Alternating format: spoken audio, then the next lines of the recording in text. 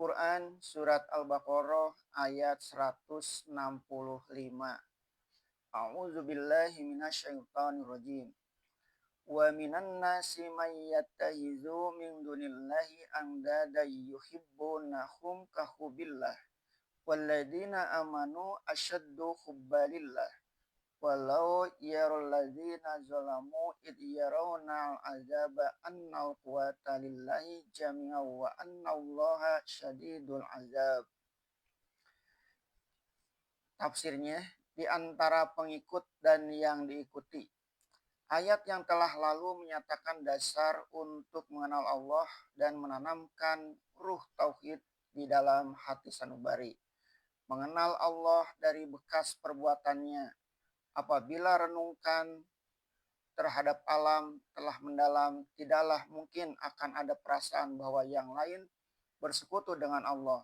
Maka sekarang datanglah lanjutan ayat menerangkan dari hal manusia yang tidak mengerti tauhid itu, lalu mempersekutukan yang lain dengan Allah. Terjemah, dan setengah dari manusia ada yang mengambil yang selain Allah menjadi tandingan-tandingan yang mereka cintai mereka itu sebagaimana mencintai Allah.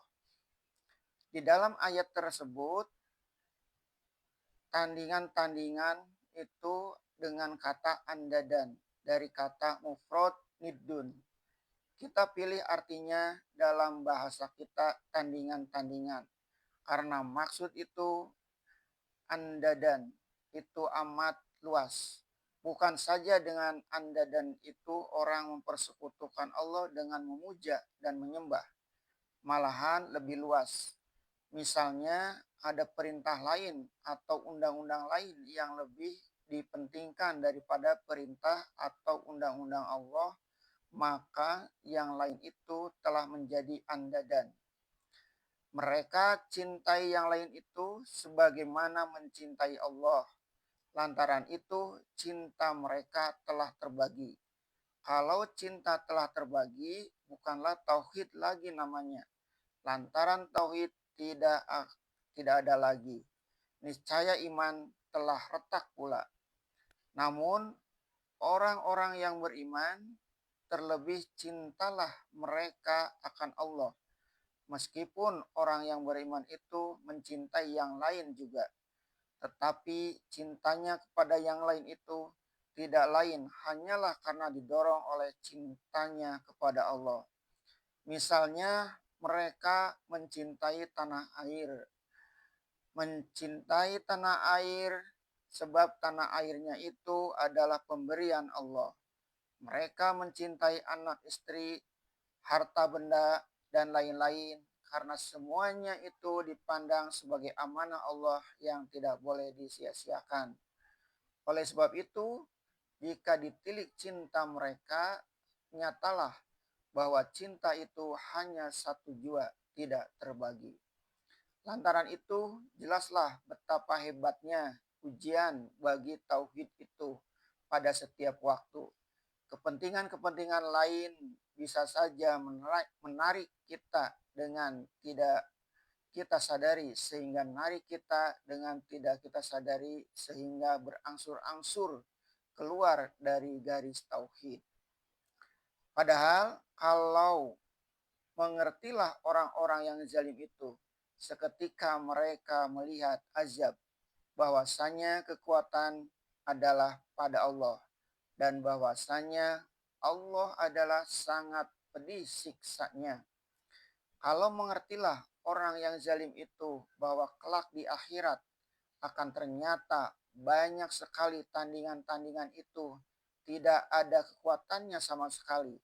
Walaupun apa macamnya dan siapapun orangnya, niscaya dari masa hidup di dunia ini mereka tidak akan mengadakan tandingan-tandingan bagi Allah.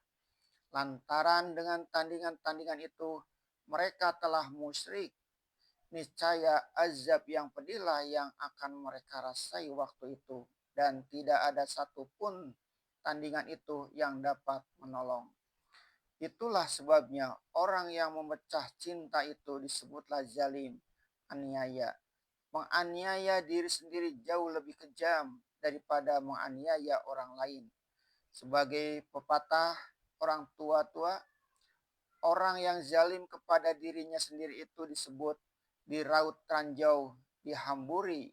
Sebagian besar orang menjadi zalim kepada diri sendiri adalah karena menuruti ajakan orang lain. Mereka itu telah kehilangan perimbangan pribadi. Mereka turut-turutan, mereka hanya taklid, menurut dengan tidak memakai pertimbangan diri sendiri kepada pendapat dan ajakan orang lain itu, sehingga perimbangan akal budi menjadi hilang. Kita telah lihat ayat-ayat yang tersebut terlebih dahulu, yakni untuk mengetahui adanya Allah, pakailah akal sendiri merenungi alam. Kalau akal telah mendapat adanya Allah, mengapa seterusnya akal itu hanya diserahkan kepada orang lain, tidak menurut peraturan Allah? Dalam Islam, sekarang bisa juga datang keruntuhan agama seperti yang menimpa umat-umat yang dahulu. Kerusakan agama umat yang dahulu ialah karena aturan agama sudah sangat dicampuri oleh kepala-kepala agama, oleh pendeta, uskup, rabbi, dan sebagainya. Pemuka-pemuka agama itu yang menentukan halal haram, menambah-nambah agama, sehingga hilang yang asli dibungkus oleh tambahan.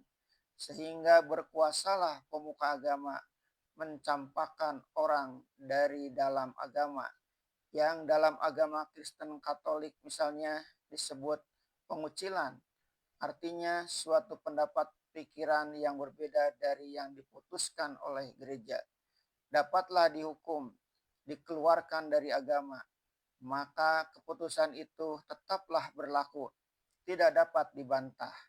Terkenalah suatu masa ada orang yang dibakar, disula, digunting lidah, dimasukkan ke dalam tong pakai paku, lalu diguling-gulingkan sampai mati. Dan semua hukum itu katanya adalah atas kehendak Tuhan. Nafsu-nafsu manusia dalam Islam tentu tidak pula kurang dari nafsu manusia yang lain. Sekiranya ada sajalah sedikit lubang tempat masuk untuk kekuasaan ahli agama tentang menentukan agama, tentu mereka akan berbuat demikian pula. Syukurlah Al-Quran mencela keras yang demikian. Masih ada yang dapat membuka suara menegakkan kembali kehendak Al-Quran.